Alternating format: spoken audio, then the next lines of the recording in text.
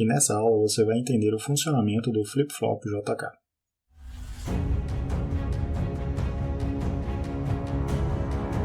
Olá, sou Jonathan, engenheiro eletrônico, e desde 2019 eu venho ajudando estudantes de engenharia a fundamentar seus conhecimentos em circuitos elétricos e eletrônica digital. Também sou autor do curso Projeto de Circuitos Digitais, na qual eu te ensino passo a passo para desenvolver projetos de circuitos combinacionais e sequenciais. Bom, na aula anterior nós falamos sobre o flip-flop 7-reset, e que ele tem um problema, principalmente ali na condição S e R, com o valor 1, ou seja, as duas entradas 7-reset com o valor 1, que fazem com que as saídas vão para nível lógico alto, as duas. E isso é uma impossibilidade, isso é um problema na verdade, porque isso gera uma condição de oscilação nas saídas, porque tecnicamente era para as duas terem valores opostos, enquanto uma é 0, a outra seja 1. Porém, por conta dessa condição das duas entradas serem 1, as saídas tendem a ir a nível lógico alto, as duas ao mesmo tempo. E isso é um problema para sistemas digitais, porque a gente não consegue ali mapear, de fato, todo o comportamento e obter um componente que tenha um comportamento totalmente previsível. Por conta dessas entradas terem a possibilidade dessas entradas terem o mesmo valor e essa condição fazer com que as saídas tenham um problema de oscilação de valores, torna esse componente, o 7-reset, o flip-flop 7-reset, pouco utilizado em aplicações reais e práticas. Justamente por conta dessa condição que a gente não vai ter controle sobre as saídas, a gente não vai ter noção de qual saída vai ter a nível lógico alto e a outra vai ter nível lógico baixo, já que elas estão oscilando. Em uma frequência também arbitrária, uma frequência aleatória. Então, surge o flip-flop JK, que ele tem esse objetivo de resolver esse problema da entrada 7-reset, porque tecnicamente a entrada 7-reset do flip-flop SR ele é um desperdício tecnicamente, porque as duas entradas, com duas entradas a gente tem quantas combinações possíveis? 4. Porém só 3 podem ser utilizadas de fato. Uma quarta condição, que é na qual 7-reset tem um valor 1, é um problema, é uma condição inválida. Então já o flip-flop JK ele pode ter as 4 combinações possíveis sendo utilizadas de forma prática. O que faz esse flip-flop, o JK, ser mais utilizado, um dos mais utilizados, se não mais utilizado em aplicações. Bom, então agora nós vamos entender o seu funcionamento. Aqui no OGSIM nós temos a representação do flip-flop JK, sua arquitetura interna. Ele é um pouco mais complicado de ser entendido e desenvolvido, porém ele resolve esse problema aí do flip-flop 7-reset. Nós podemos dividir esse circuito em 2 blocos. Vou separar aqui para a gente. Esse primeiro bloco aqui vai ser chamado de mestre. Aqui nós temos o flip-flop JK mestre escravo. Esse segundo bloco, vou colocar em outra cor, aqui, vai representar o escravo. E aí vai ser o seguinte, esse circuito mestre ele vai ditar quando o flip-flop escravo vai mudar de estado. O flip-flop escravo ele vai ter o valor, ele vai saber qual o valor que ele vai ter que entregar na saída, de acordo com as entradas, J e K. Porém, é o flip-flop mestre que vai ditar quando ele vai entregar esse valor nas saídas. E essa configuração mestre-escravo é utilizada para evitar problemas de transição do sinal de entrada durante o acionamento do sinal de clock. E aí vai ser o seguinte, o flip-flop mestre ele vai ser sensível à variação das entradas de dados, no caso JK, e à variação do sinal de clock. Enquanto que o flip-flop escravo ele vai ser sensível apenas ao sinal de clock. Mas as entradas do flip-flop escravo vão ser ditas pelos estados do flip-flop mestre. Então, o flip-flop escravo ele vai depender dos valores aqui das saídas do flip-flop mestre. Bom, então agora nesse circuito aqui, um ponto muito importante, que caso você tenha tirado um print dessa tela aqui para copiar o circuito lógico, quando você for simular, corre o risco de dar algum probleminha, alguma oscilação aqui, mas não se preocupe, você vai tentando aqui as combinações até que ele entre em funcionamento de fato e aí ele corresponda diretamente aos seus comandos, os valores aqui das entradas. E aí, aqui no caso, esse circuito flip-flop JK ele vai ser sensível à borda de descida do flip-flop. Então, é quando ele vai sinal de clock vai de 1 para 0. Essa é a borda de descida. A borda de subida é quando o sinal de clock vai de 0 para 1. Então, por exemplo, aqui é a entrada K, aqui melhor dizendo, e aqui a Q é complementar, né? Aqui é a principal e aqui é a complementar. Quando a entrada J vai para nível lógico alto, e o sinal de clock, primeiro ele vai para nível lógico alto, borda de subida, mas quando ele vai para borda de descida, aí como é que se diz? O flip-flop escravo ele vai reconhecer apenas o sinal de clock, mas ele já vai ter também os valores das entradas, né? J e K, aqui nas saídas do flip-flop mestre. Aí ele vai corresponder às entradas de fato. Então aqui na saída do flip-flop escravo, agora ele corresponde aos valores das entradas. Então vai ser mais ou menos o seguinte, o flip-flop mestre ele vai ditar aqui os valores, né? Vou setar aqui, vou mudar aqui um pouquinho. Vou colocar a entrada K em nível lógico alto, enquanto que a entrada J vai estar em nível lógico baixo. Dou um sinal de clock, borda de subida. Aí já altero o estado lógico aqui do flip-flop mestre. Essa porta lógica NAND já foi para nível lógico alto e essa aqui foi para nível lógico baixo. Automaticamente, eu já estou inserindo os valores desses níveis lógicos nas entradas do flip-flop escravo. Agora, para ele alterar de sinal, alterar de estado, né, a entrada normal ou principal ir para nível lógico baixo, enquanto que a entrada complementar vai para nível lógico alto, basta apenas a borda de descida do sinal de clock.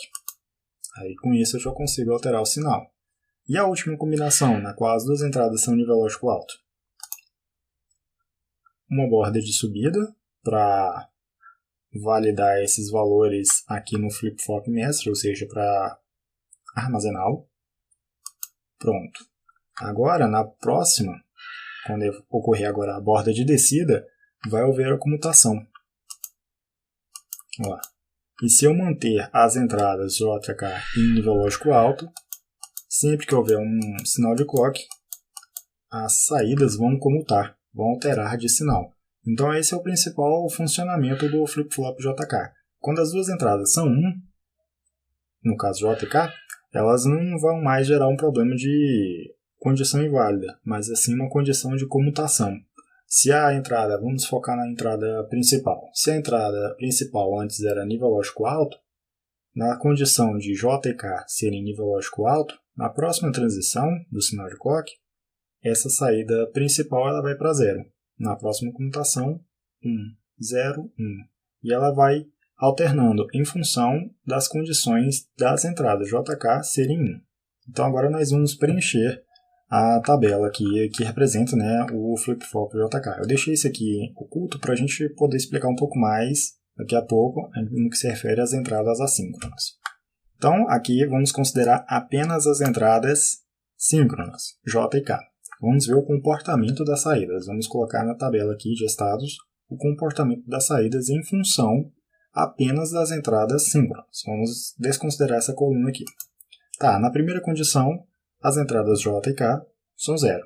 Então aqui as entradas Q e Q barrado, por assim dizer, né, a entrada principal e a entrada complementar, não vão mudar. Não muda. Isso vale para as duas. Agora, quando a entrada J é 0 e a K é 1, a saída principal vai para 0, enquanto que a saída complementar vai para 1. Na segunda condição, na verdade terceira, né? Quando a entrada J for para 1 e a entrada K for para 0, a saída normal ou principal vai para 1 e a saída complementar vai para 0.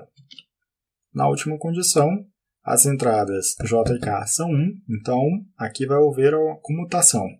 Então eu não vou dizer qual o valor, porque não tem como saber previamente quais eram os valores anteriores das entradas, das saídas, mas isso não quer dizer que é uma condição assim de imprevisibilidade.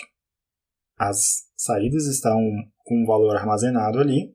Na próxima comutação, considerando as entradas JK com nível lógico alto, aí vai haver uma comutação. Se a entrada, como eu falei anteriormente, se a entrada principal tem um valor 1, atendendo ali a condição de JK serem 1 também, na próxima transição do sinal de clock, essa saída principal ela vai para 0. E vai para 1, vai para 0, enquanto as entradas JK tiverem um valor 1, que é a condição de comutação. Então eu vou colocar aqui, comutação, ou comuta. isso aqui vai ser válido para as duas entradas, porque elas, nesse caso, elas não mais vão ter esse problema de as duas serem 1 ou 0. Elas vão realmente serem complementares, vão ter valores complementares. Enquanto uma for 0, a outra vai ser 1. Nessa condição aqui das entradas JK serem 1, né, também. Vai haver essa comutação entre as duas saídas. Então isso, de certa forma, ele torna o flip-flop JK muito mais útil do que o flip-flop set reset, porque agora, independente das combinações, agora eu posso utilizar as 4 combinações, né? E não vai ter nenhuma ali que vai atrapalhar o sistema, que vai correr o risco de atrapalhar o sistema. Aí eu consigo controlar e prever muito melhor as condições das entradas desse flip-flop e também ditar o seu comportamento. Bom, agora nós vamos falar das entradas assíncronas, porque mesmo trabalhando com circuitos síncronos, a gente precisa de entradas assíncronas. Por quê? Essas entradas assíncronas, nós a chamamos assim porque elas não estão sincronizadas com o sinal de clock. Nós vimos aqui que as entradas JK são as entradas síncronas porque elas estão sincronizadas com o sinal de clock. Eu posso digitar o seu valor, mas quem vai dizer quando esses valores serão entregues lá nas saídas do flip-flop vai ser o sinal de clock. E, consequentemente, as entradas síncronas elas não dependem do sinal de clock. E outra coisa mais importante é que quando as entradas assíncronas são ativas, elas vão ter uma relevância muito maior em relação ao sinal de clock e às entradas de dados. E o que eu quero dizer é que essas entradas assíncronas elas podem ditar diretamente o valor das saídas, sem depender das entradas de dados, que seriam as entradas síncronas, né, J e K, e do sinal de clock. As entradas assíncronas, elas podem atropelar todas esses outros sinais aí e já ditar qual o valor das saídas diretamente. Elas têm como se fosse, se a gente fosse considerar a hierarquia, quando as entradas, nós temos aqui as entradas de dados que estão sincronizadas com o sinal de clock.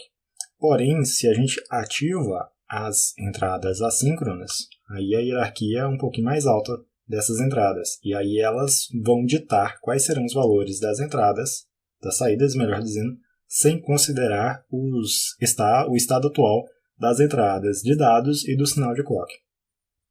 Por isso que elas são ditas assíncronas. Elas vão direto para a saída. Não interessa quem está no meio do caminho. É mais ou menos assim. As entradas JK não. Nós habilitamos seu valor ali, mas dependemos do sinal de clock. As entradas assíncronas não. Elas vão direto para a saída. Mas e qual a utilidade disso em circuitos digitais, já que o nosso objetivo é ter circuitos síncronos, que a gente possa ali ter um controle melhor dos estados e níveis lógicos, ter uma consideração ali sobre estados desejados e estados indesejados. Essas entradas assíncronas a gente pode entender, por exemplo, como se fosse uma saída de emergência de uma instalação, né, de um local. Nós temos a saída e a entrada, vamos dizer, usual daquele local ali. Porém, a gente tem que considerar uma saída de emergência, para o caso de acontecer algum problema.